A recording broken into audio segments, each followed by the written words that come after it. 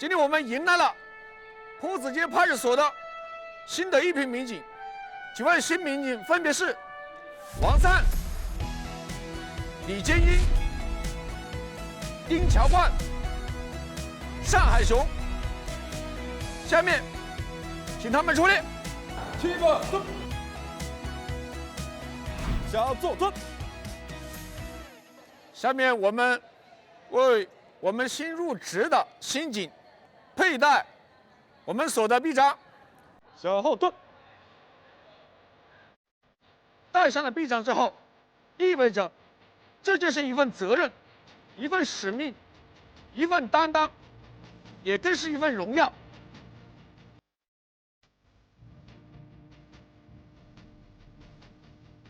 进，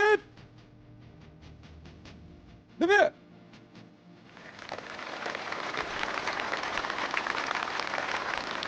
小后蹲。也希望我们的刑警加入我们坡所大家庭之后，传承好我们的优良工作作风，守护好辖区的平安稳定。也希望你们在热爱中坚守，在历练中成长。